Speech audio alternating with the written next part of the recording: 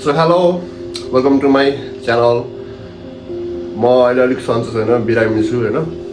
तर आज हाम्रोमा नयाँ के छ भने आज तपाईहरुलाई मैले खीरको रेसिपी थोरै छोटो मिठो लिएर आएको छु, हेरिदिनु होला है। Let's get started.